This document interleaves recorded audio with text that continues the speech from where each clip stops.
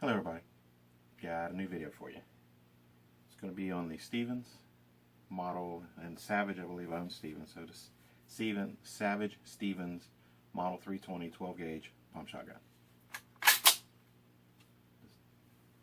This one has the ghost ring sights and the fiber optic front end and the pistol grip.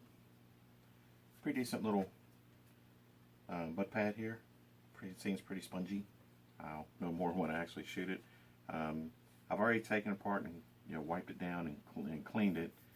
I mean, new, but wiped it down and then oiled it and everything, and put her back in here. So I'm gonna do a little video on taking it down, which it's a pretty standard takedown as far as from shotguns. Now I know in earlier models you had to take the whole buttstock off in order to remove the trigger group, but this particular one you do not. Everything is flush. If you look here, it's all straight cut through, so you can pull this whole trigger group out without having to take the end butt plate off. Now I have not done it on this one, but from the videos I've seen, literally just take the two screws out here. This will come off, and then there's a real long, you'll need a long extension bar to get in. There's another screw that screws it into the receiver. Not going to do it because I don't need to. But I'm going to walk you through the one thing about this one. If you take the bolt apart, it can be kind of a little tricky putting it back together. Taking it apart's easy, putting it back is another little story. Anyway, so model 320 Stevens pump shotgun. Now I'll do the rest over sitting at my little table, and I'll switch cameras, but you need to knock this pin out, and mine is new, so it takes a little wrap with a punch to get it out. So just a ball peen, a roll pin punch.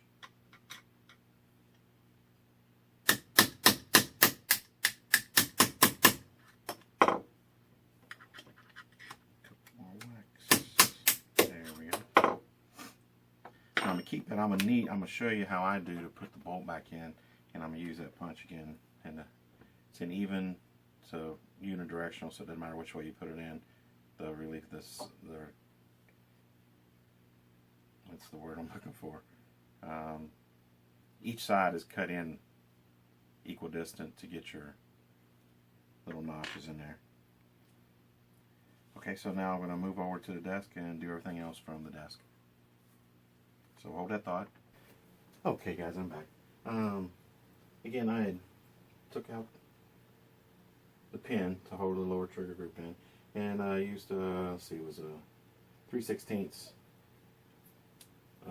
roll pin punch. Push that out. It's got a little dimple on the end, and again, as I was saying before, you literally lift up and kind of rock it forward, and the whole trigger group will come out. Okay. Now there are some screws here. In a pin, you can really dissect this if you really want to. I have not yet, and probably won't. Don't really see the need for it. You can get in here to wipe everything down and oil it pretty straightforward. So I'm not going to go beyond that unless I really need to. Now to take just as most any other shotgun, unscrew the cap on the end. And you hear the clicking. It should do that on the new ones. You can see there's some bumps here, and on the inside some dimples, quarter slotting, and it gets to kind of help lock it down once it's in there. And it does have a swing swivel on there, and of course a swivel end on the end, so you can put a sling on it. Then the barrel just will lift right out. And in the way this thing locks, let me move that out of the way. You can see right here, and there's a corresponding cutout in the barrel. So when you slip it over, you can see how it locks in right there. Yeah, so the barrel's out, and that's pretty straightforward. Most shotguns have that. And then just take your slide, and you might have to wiggle it just a hair, and then it'll come all the way out. And then you're left with your basic parts. Okay, nothing really left to speak of in there. Again, you have full access to get in there, wipe it out, and oil it and clean it. Not a problem. So let me set this out of the way. Don't need that. And now you're down to your bolt and bolt carrier, and on your slide, your forward slide mechanism. Okay. You can see, as it should be on a 12 gauge, it's a pretty beefy bolt. I mean, it's beefy. Now, let me hold it in here. It is a locking bolt. So you can watch, as you push forward, you can see how the lugs rotate. Watch this rotate. Not much, quarter inch maybe, but that'll lock it into place. So it is a locking bolt type mechanism. And put it on here, and you can see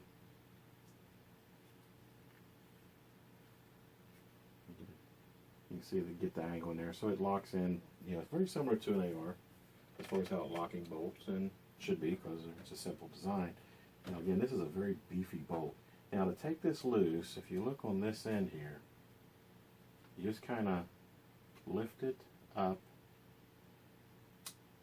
and push down on the bolt, and it comes out. See, there's a little tongue right there. That locks in here between the two on the firing pin.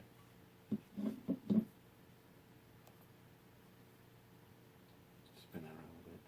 So that locks in right here. So when you go to put it together, you're going to push this down, get it down in there, push this down.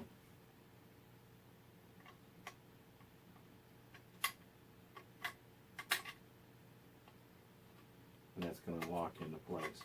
And I'll show you in a second, because then the back end rests on this on the end of here. Okay. So when you're putting it back together, you're just going to push it in.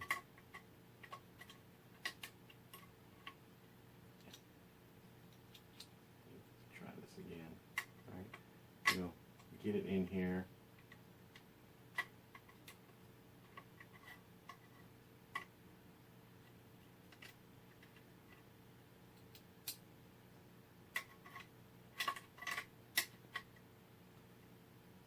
So it goes in here and locks in, and then the spring pressure will kind of hold it in.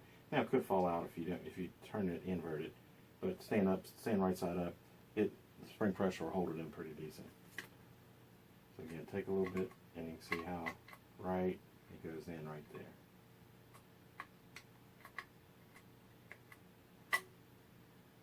Okay. And firing pin and spring comes out, just lifts right out, and you can see the cam all the way forward. See the firing pin protruding out a little bit, normal. So that's there. Now, this is the part that, while taking it apart is pretty straightforward, putting it back in is a bit different. It rotates around. You're going to push this cam pin out. Very similar to a cam pin in an AR. There's a hole in the center of it that lets the firing pin go through. Okay, you can see it's locked. You can see again, well, it's a 12 gauge, so it should be beefy. I mean, but this is very hardy, real beefy bolt carrier and little bolt. There's your extractor, and that's what holds the extractor in. The inside of this is another spring. That's the tricky one. Okay, so to take this out, you can see on this side you've got a hole for a punch, and there's no way I can show you this on camera, but you're just going to rotate it down about right there. So literally about a little finger width here, and that'll align the pin that's in there with the top of this. And you're going to push it out. Now, I did not push it all the way on purpose. See how it raised up a little bit? Again, inside of here, there is another spring with like a washer, a retaining washer that holds this, that's on this side of the pin. You'll see when I take it apart. There's a washer here that right now is kind of captured by this pin. When you need to cover this up, because when you push it all the way out, that is going to really, there's underspring tension. And that, if you lose that little washer, that could be quite the pain. Now, one thing, what I did, see little punch marks there. Let me angle it a bit, maybe you can see. I took a punch and put two little marks there to line up the hole for when I go to put it back. So, because when I did it the first time, finding the right orientation of the cam pin, because you can't see it. You can't see the hole, and I've almost got it all the way removed. You can't see the cutout for the cam pin. So, again, once this is pushed in, this is all below the surface, so nothing's going to come in contact with this part of it. So those two little punch marks, they'll help you line it up. I'm sure there's a ton of ways to do it, but this wouldn't rub off when you're cleaning it. When it gets oil on there and you wipe it off with a rag. So a magic marker, Sharpie would probably rub off. But those little punch marks shouldn't, and not that I'm going to take this mechanism apart often, but if I do, that helps tremendously put it in, because when I took it apart the first time, putting it back together it only took it apart, twice, so I am by no means an expert. I'm sure there's plenty of other ways to get it in to show you, but you want to take that out, and then there's a spring and a washer inside of that that's under tension that this bolt holds it together. Okay, so now you want to cover this up, and I'm just going to pull it out.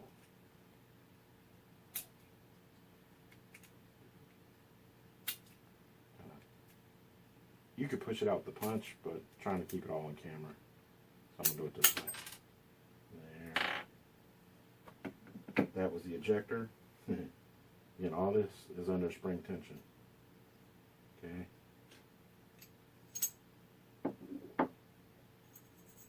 Pretty good beefy spring. Okay. And here's your ejector.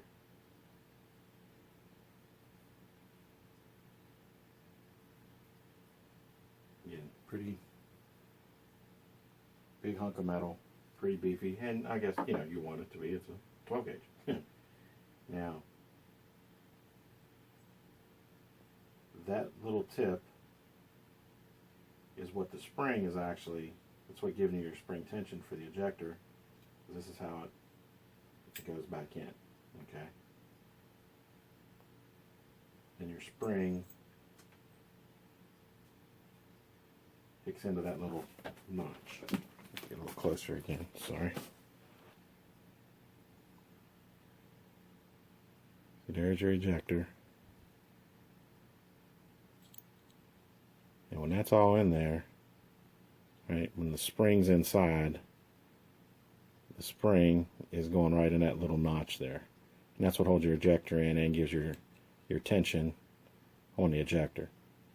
Now, very simple. Again, there's what, 1, 2, 3, 4, 5, 6 parts total, when you count everything. So literally, let me get my punch out of the way. That's everything. Your firing pin and spring, your bolt carrier, the bolt, cam pin, I guess you would call this the retainer or ejector spring, and just a simple little washer, and that's the whole internals of the gun, right? Along with your trigger group. Okay, that's it. There's not a whole lot there. Again, putting it back together. Now that's, again, taking it apart is the easy part. Putting it back together, now that's where it gets a little tricky. Okay, now, again, your ejector goes in, then your spring, then drop this in, and it'll kind of go straight up. See if you can see that, but if not, just tap it a little. There, you can see it's in there pretty straight. Okay, and if you just hold it upright and tap it a little bit, it'll kind of self-align.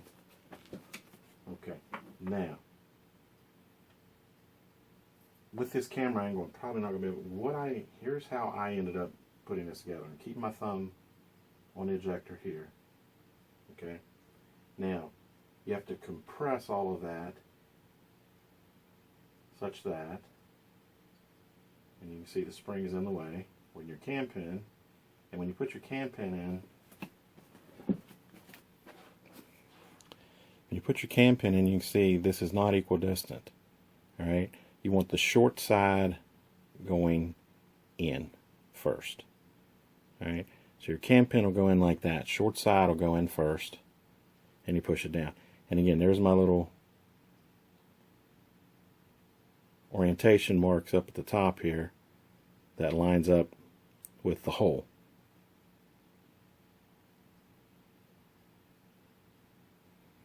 Because like I say, when I first put it in, I probably got it like that, and getting it lined up was quite a pain, so that's why I put those notches in. Okay. So the whole trick is compressing all this so that the cam pin goes in. You push that washer beyond the cam pin so you can put the cam pin in. Now, the way that I found to do it, it worked out pretty good, was I took one of my bigger punches here. Let's see which size this is. Either of these will work. This one's a 1/4 inch. Because this is a big enough that goes into the hole of the washer, right? And then you're going to push it in.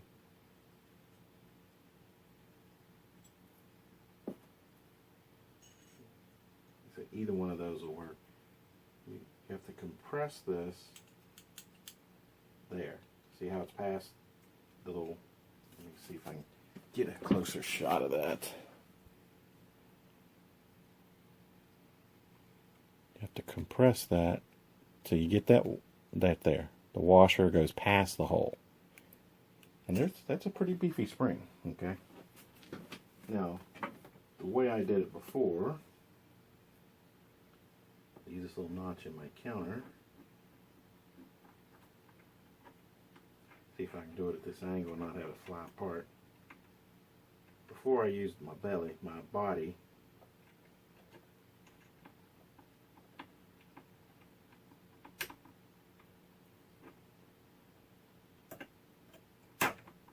nope, I didn't get past it. But you can see what I'm talking about, so I'm going to pause it because I put it up against my body and I have better leverage. But you got to push it down like that. I'm sure there's and who knows, Steven Savage might make a compression device like for removing taking the ejector apart on an AR that would screw in. You could probably make a jig up that would do it. But the amount of, how many times I'm going to take the whole bolt carrier apart to get down and really super clean it is probably not going to be that often. So I'm going to pause it. I'm going to get it at least started to the point where I couldn't, trying to hold it off to the side, and there went the little washer, so I got to find that too. And I'll be right back. Okay, now putting everything back together. Again, I don't have the pin in, trying to keep it up so that washer doesn't twist around a lot. You want this cutout to be, you don't want to put it this way. Okay, instead of trying to remember which side the ejector needs to go on, just think of where this cutout is, because remember that little L-shaped hook on the slide has to reach in and grab this. So you want to put it in this orientation. When you put it back, again, I'm keeping my finger because I don't have the spring pressure condensed to hold the extractor in. Let me get it all the way in. Okay, now that'll hold it. Okay, and then there you can see the channel. And I hope I haven't been doing this all off camera, sorry. You can see the channel in which all that rides. So again, your cutout up here at the top, and then your channel, and then you put your spring in. And again, well, let me try it on camera and see. Like I said, you got to put a decent amount of pressure on that thing.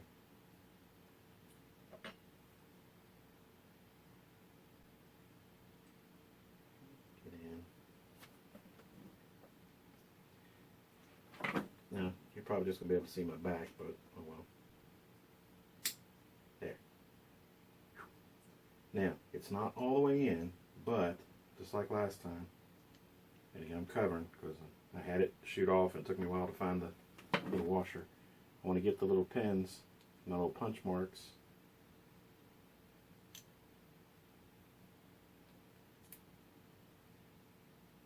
oriented so I can get the frying pan back in. Okay. Now that looks pretty good.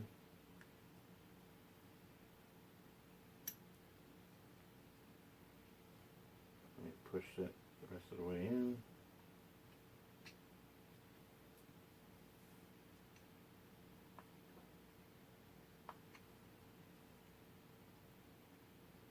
And it's not all the way in yet.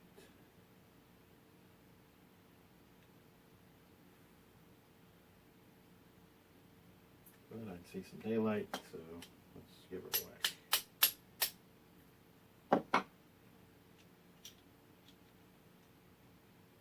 And I see daylight all the way through. Probably no way you can see that with the camera. Well, let's try it. Hey, there we go. Daylight.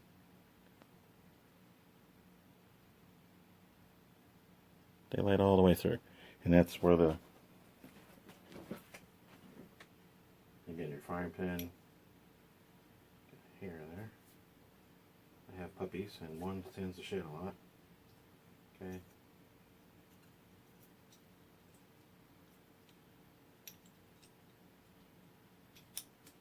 There we go.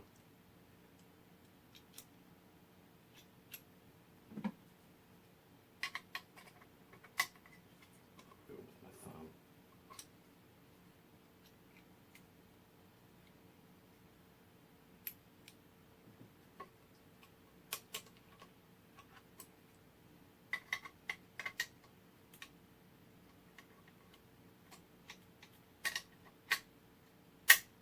Okay.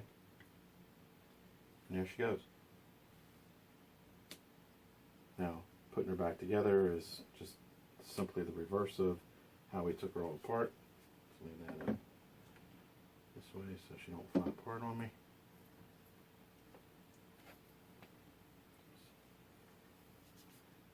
Gonna put our barrel back over, ring over the end, and twist her till she goes on. You can see there the, oh, stupid, wrong.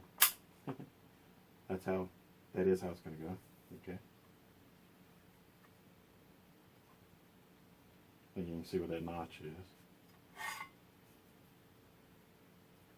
But, gotta put this in first.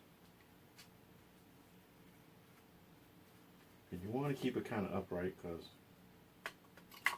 spring tension does hold it in. And it's not that much. And then here, you kind of wiggle this a little bit, okay?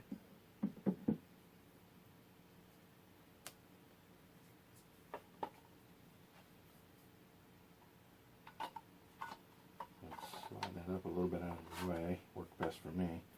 There you can see the notch going in there.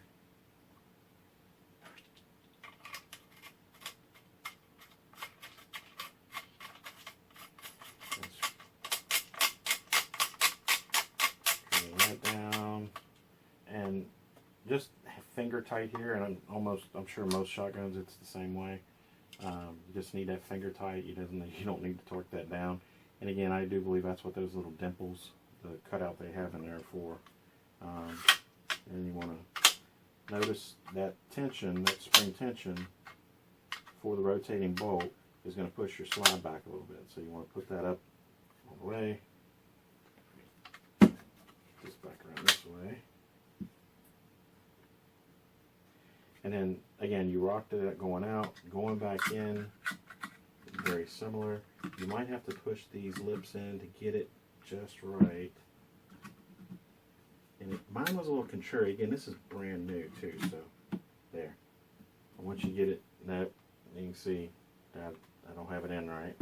The rail. Now let's try her again. There we go. Now rails are lined up. There's a little cutout, so to speak, for that to go in. And you put your pin back in. And again, this is a new gun. A couple times this went right back in, but a couple, yeah, there it goes. Yeah. Nope, most of the way. It's not loose enough to just pop it in. Finish it off with a couple punches. And cycle her a couple times. Dry fire. And you can see the slide is it's a pretty nice slide. So, I mean, it's a very inexpensive shotgun. So, the safety is a push bar safety. You know, it comes through here at the bottom. You can easily get to it, with your trigger finger here. Now, the one thing that a lot of people don't like in the reviews is that the slide release is way over here to drop your pump action. Right. To do it, you have to, while holding it as you normally would, would address the weapon, you'd have to wrap your hand around and push in with your middle finger, or if your index finger's long enough, mine isn't, to release it that way. A lot of people didn't like that. They liked it in the other designs where they don't have to maneuver that much to drop it back. I have mixed feelings. I kind of think it's actually might have been designed that way on purpose as a safety issue, because you can't to do it, you have to literally, for the average size hand, wrap your entire hand around to manipulate it from the right hand side. Now, southpaws, obviously, that doesn't come into play because you can just do it with your trigger finger. But for most people, right-handed, you would have to wrap all the way around or totally switch to keep it in a non-shooting position to release the slide. So it might be a safety feature. I don't know for sure, but that's my take on it. Again, all in all, for what you pay for it, I picked this up on sale at one of the local gun shops here. Was 169 bucks, or no, 159 bucks. It was 149 for just the bead front sight with the notches and no ghost ring with the fiber optic. I like the fiber optic ghost ring personally. It was worth an extra 10 bucks to me, and it's already on the gun, good to go. It does 2 3/4 and 3 inch, 5 in the tube. Well, at least 2 3/4. I didn't buy 3 inches. I bought 2 3/4. They were fairly inexpensive. Double aught buck. But pistol grip, again, this is all polymer, molded. But again, the butt pad has got a little sponginess to it. It should be fine, but it's a fairly light shotgun as far as shotguns go. So it'll probably have a little bit of a kick to it. So I'm glad to have that rubberized, that real cushiony butt pad. I'll probably need it. But again, this is a Savage Stevens Model 320. Now, for those of you that are big on where it's made, this one is not made in America. It is made in China. It is stamped so on the barrel. PRC, People's Republic of China, shows from where it's made. Savage owns Stevens, so it's a Stevens is who's stamped on there. There's no Savage markings on it. It's just Stevens Model 320, 12 gauge, 2 3/4 and 3 inch shells, and then the normal disclaimer: use and read the understand your owner's manual. Of which the owner's manual is very basic. Now, one knock I do have on the owner's manual is that it doesn't give you a whole lot of information on how to fully disassemble well, actually none on how to disassemble the rifle, the shotgun. It tells you some steps on reassembly, but it's pretty vague. Again, and not that you need a whole lot of it with a shotgun. I just want to do this one to actually show how to take the bolt apart. But guys, for 160 bucks, literally out the door, $159.99, you've got a real smooth action 12 gauge pump shotgun with pistol grip, fiber optic ghost ring sight, that now if you're going to really add to your shotgun, if you're going to put a lot of accessories on it and you're going to really trick it out, then I haven't researched enough yet to find out what was the base model this goes with. One of the old Remingtons, one video has said, I forget the model, I don't know what accessories would fit on it if you wanted to try to put a light or a laser or, you know, rail section or whatever for a vertical grip or whatever on. I don't know. For me, I wasn't going to do any of that with it. I'll save tricking things out to my AR. For the shotgun, I literally just wanted a 12 gauge. I didn't own a shotgun. I have rifles and pistols and ARs and bolt guns and 300 blackout, 9 mils, but I didn't own a shotgun. I grew up shooting them. My father has quite a few, but they're back home in Dad's safe. So this one went on sale, and for 160 bucks, I was like, I can't go wrong. If I totally hate it, I'm not out a whole lot. If I like it, it was a very inexpensive. And if I want to get a higher end model later on, maybe an auto 12 gauge, this is a real basic one I can keep in the closet if I need to. I mean, it seems to be a pretty well made gun overall. Like I said, it's big and beefy parts. Again, you expect that for a 12 gauge, but I don't think you could, for under $200 go wrong with this shotgun. So again, this is Sean, and this is the Stevens Model 320 12 gauge pump action shotgun. Thanks a lot, guys. Hope you enjoyed it. And keep shooting, and talk to you soon.